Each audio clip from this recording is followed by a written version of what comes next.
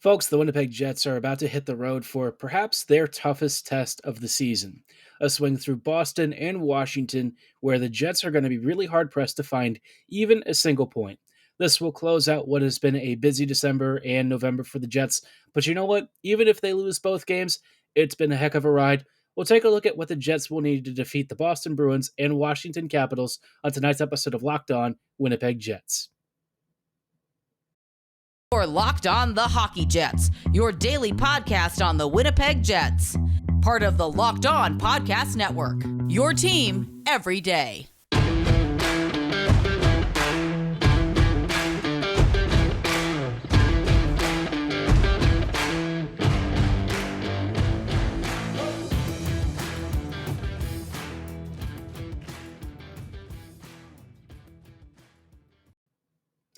Hello, friends, and welcome to tonight's episode of Locked On Winnipeg Jets, part of the Locked On Podcast Network, your team every day. I'm your host, Harrison Lee, an avid Winnipeg Jets fan and an online blogger. You can follow me on Twitter at HLLivingLoco and at LO_Winnipeg Jets. Thanks for making Locked On Jets your first listen of the day every day. If you like what you're hearing, be sure to like, follow, and subscribe on your favorite podcasting platform of choice, including Apple, Spotify, Google, Megaphone, Odyssey, and YouTube. Doing so is completely free of charge and ensures you never miss another episode. But most of all, we just really love and appreciate your support. Today's episode is brought to you by BetOnline. BetOnline has you covered this season with more props, odds, and lines than ever before. BetOnline, it's where the game starts. Now on tonight's episode, like I said, the Jets are about to hit the road after a big win against the Ottawa Senators, and they're going to be facing two of the tougher teams in the East to have to go on the road against, Washington and Boston. And let me tell you, folks, this is going to be a very difficult test for a team that right now is ailing from illnesses, injuries, and general fatigue. It's been a heck of a ride for the Jets so far, sitting at 21-10-1 so far, which is pretty darn good if you're being honest. I mean, I don't think any of us had the Jets being this far ahead in the race for a playoff spot, second in the division, just trailing the Dallas Stars by a single point, and only because Dallas has played a little bit more than the Jets have, right? Winnipeg by points percentage is actually better than the Stars. And, you look at the regulation and overtime wins and stuff, and the Jets are sitting pretty. So it's been overall a great year, but, heading off into the Christmas break, the Jets have, well, they've not only got the best team in the NHL that they're going to be facing in Boston, but a squad that just kind of ripped them apart the other night, with some pretty fantastic scoring thanks to guys like Kuznetsov and Ovechkin, in Washington. So it's going to be a tough test, right? But let's take a look at the Bruins. So Boston this year is sitting first in the NHL, and you look at their team, and they're a very unusual squad when you look at squads that are top of the league at around this time of the year. Usually we've seen the Colorado Avalanche when they're at full health in the top spot. This year, things haven't really gone according to plan for them, but that's a team that's got a lot of younger players with a couple of older veterans. You look at the New Jersey Devils, who are around the top of the league. Very young team, lots of young, super skilled talent with a couple of veteran players. The Bruins sit on the very other end of the spectrum where they're first with a bunch of guys who are probably closer to retirement than they are, in the primes of their careers. And they're backed by a host of guys who are right now maybe in the tail ends of their prime years, but this team plays such fantastic hockey. As a cohesive whole, Jim Montgomery has the squad playing even better than it did under Bruce Cassidy. Now, I will say that a lot of their top players maybe have somewhat inflated shooting percentages, but you look at the power play scoring that they're doing and how they're creating offense on a pretty consistent basis, there's not a lot of reason to really doubt just how good this Boston Bruins team really is. And looking at their top scorers, we've got to watch out for a number of players. Pasternak, of course, is the immediate number one danger man. If it's anyone else, you just know that Pasta is always going to be darn near at the top of their list for scoring. This dude is basically their equivalent to Philip Forsberg. He's one of the lead offensive creators, one of the most gifted scorers in the entire league, and I'm sure that Pasta will be on a number of ballots for different awards, maybe even in the running for the Rocket Richard, certainly in the running for maybe the Hart, and a number of other trophies, right? So Pasta, he's having a monster year, 43 points in 31 games. 21 goals and 22 assists. That is insanity. This dude is obliterating goalies left and right. He's got 10 power play goals, so you know if you take a penalty against this Bruins team, it's probably not going to end well for you. Then in second place, you've got Taylor Hall with 27 points. After that, it's Bergeron, Marchand, Krejci, DeBrusque, even Hampus Lindholm, all hovering in the 23 to 27 point range. So a lot of really good players here who are contributing tons of great offense.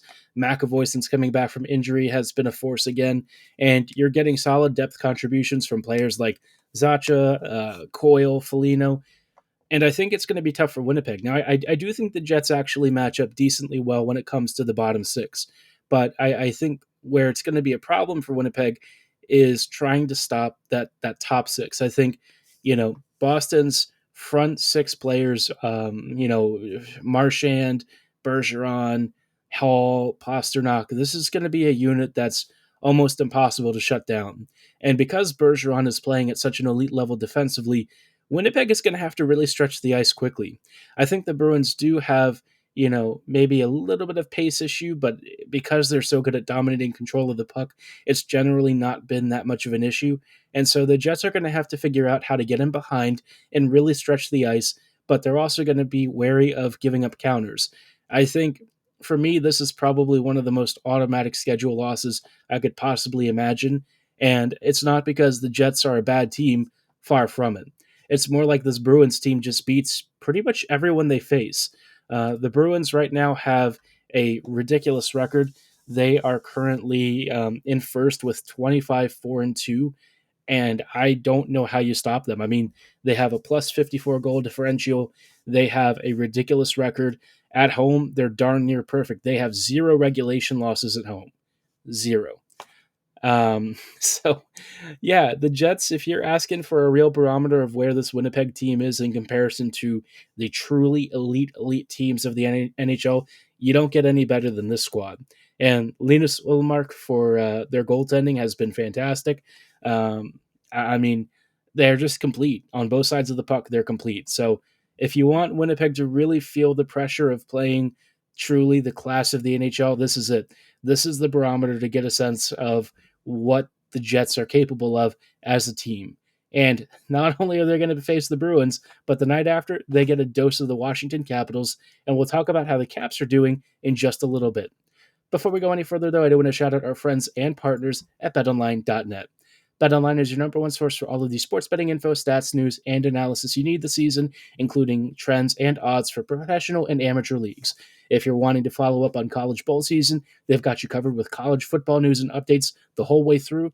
They've also got ice hockey, they've got international football action, and they've got everything in between, including automotive sports, baseball, and of course horse racing if you're into that. But if you want to take a step back from sports and maybe change the pace up a little bit, they've got some Vegas casino games for you as well, because they know not all of you have your lives revolving around sports 100% of the time. But if it does, be sure to check out their great sports podcasts and news articles, because they want you to stay plugged into your favorite sports at all times.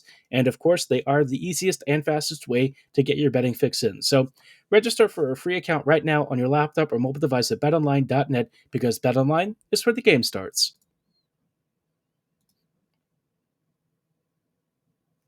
Hello, friends, and welcome back to this episode of Locked On Winnipeg Jets. Thanks for making Locked On Jets your first listen of the day every day. We're taking a look at Winnipeg's upcoming end of the weekend, really end of December schedule.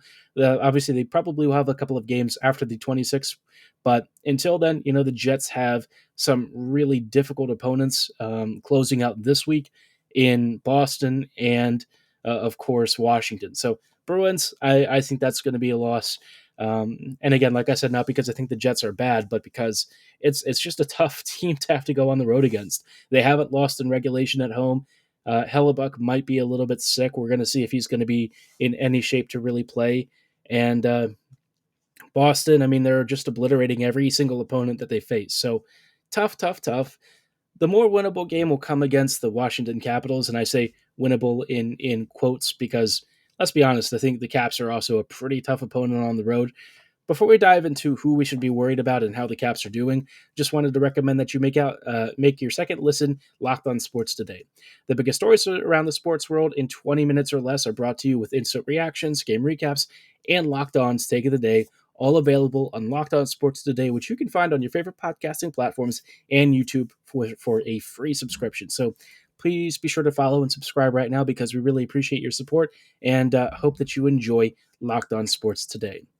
Now, looking at the Caps, they are kind of in a similar boat as to where the Bruins are, but unlike the Bruins, they're not playing nearly as well. The Caps are not the elite team that they used to be. This squad is struggling with depth issues, with injuries, and a whole host of other issues. But you know what? The one talisman that's been the lead of this team's heart has been Ovechkin, and he's still potting plenty of goals. He's got 36 points in 34 games. He's got 20 goals on the season and continues to slap power play markers left and right in. And then after him, you've got Kuznetsov, Strome, Carlson, Sherry, and Mantha, plus Johansson and Gustafsson. But you look at the scoring distribution, and after Sherry, Mantha, you start to realize it's tailing off pretty quickly. You're going from like over a point per game, and then all of a sudden with Kuzi, it completely drops off to a bit under a point per game. Still a very good team, right? Still some really elite scorers, but the Caps this year, they've constantly lost players who are really important. Backstrom is only just starting to get healthy now to potentially come back sometime in the near future if they can figure out how to get his cap space handled. Mantha hasn't really been as much of a force this year as I think they were expecting. Still a phenomenal winger and still somebody that if the Jets were to trade for him, I'd very much endorse. But, I think it's been a tougher start to the season. Oshie just went down with some injury. We don't know how long he's going to be out, but look, Oshie is really, really elite. Even when he's not 100%, this guy is one of their most creative forces, and so for him to miss time is going to be really hard for Washington to replace. Probably impossible if we're being honest. They barely have enough healthy forwards to really dress a full starting 12 up front anyways. So any injury is just going to put a lot more stress on this team, which they're barely hanging on to a playoff spot right now, and I would expect that in this game it's going to be a bit of a dogfight. And I think for the Jets, they have something that they want to prove. Winning in DC has always been very elusive for this Jets team. I don't even know if they've done it recently. If they did, it's been probably a few years. The Jets have certainly beaten the Caps at home, but it takes a superhuman effort. And even when the Jets have gotten close to beating DC on the road, they've usually fallen just short in like overtime or something. And after the last game against the Caps did not exactly go according to plan, I think Winnipeg will have a bit of a chip on its shoulder. But if we saw, what we saw with the game against the Kraken is any indication, I think it's going to be really hard for Winnipeg to really muster up enough energy to defeat Washington. I mean, they're facing the Bruins the night before, right? If the Jets were so tired facing Vancouver and they weren't even pushing it 100%, how exactly are they supposed to recover in time to face DC, less than 24 hours later? I guess the one advantage is it's not going to be like a time zone change, and the distance from Boston to DC is relatively short. But by the same token, I mean, these two teams are brutal matchups on the road. I think the Jets are certainly still dealing with illnesses. Pierre-Luc Dubois didn't exactly sound 100%, and the rest of the team probably has similar issues with fitness, plus any lingering injuries that they haven't been able to heal up from. So I don't know. I would be shocked if the Jets come away with a single point out of these two games. And again, like I said, it's nothing to do with the quality of the Jets or anything like that. I think the team is just tired. I think they're worn out, and I think that they're running out of players to really try and who can really try and step up and carry the burden for all of the injuries and illnesses that the team is dealing with. So Winnipeg just kind of has to make it through these last couple of games. They'll hit a 3-day break and finally get some rest. I think it'd be really nice for them. They've really done a phenomenal job of getting to this point, but they certainly could use some time off and some time with family so that they can try and rest and recuperate and at least heal for at least just a couple of days and get a few extra hours of sleep. It's been a tough past couple of weeks, but I think the Jets have weathered it admirably. And, for this run up until the Christmas holiday, I think it's been a phenomenal start to the season for the Jets. They're around 32 games through the season already. It's kind of flying by, but the Jets continue to soar above all of the circumstances, and I hope that they continue to do so as they start off 2023. Now, in just a little bit, we'll take a look at Winnipeg's upcoming schedule after that and see, if there are any points to be had for Winnipeg, maybe a couple of easier matchups. Supposedly, I've heard people say that Winnipeg's schedule for 2023 should be on the easier side, but I don't think it's going to be that easy, relatively speaking. So we'll dive into their next opponents and see who might await Winnipeg after the break. Before we go any further, though, I do want to let you know about a really important message that some folks are sharing. Obviously, impaired driving this season for a lot of you is something to keep in mind, especially with friends and family. You might know some folks who probably need to hear this message, but if you know that driving high, it's considered driving under the influence. I'm not sure if a lot of you are aware of that, but driving under the influence of marijuana is against the law in every state, even in states where marijuana is actually legal. That means driving high could get you a DUI.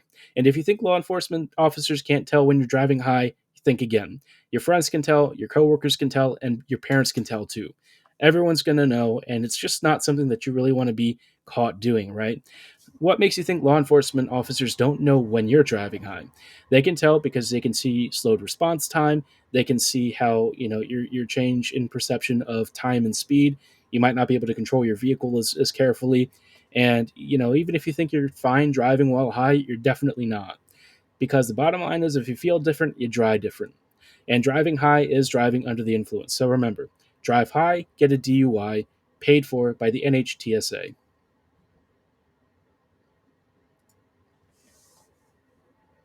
Hello, friends, and welcome back to these closing thoughts of tonight's episode of Locked On Jets. We're just previewing quickly Winnipeg's upcoming schedule after their brutal matchups against the Bruins and Caps before the Christmas break.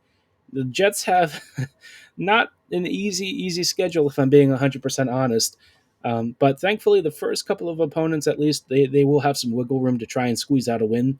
The first game back on the following Tuesday, December 27th, will be against the Minnesota Wild at home, which is good. A home game, we always love to see Winnipeg taking care of business on their own ice.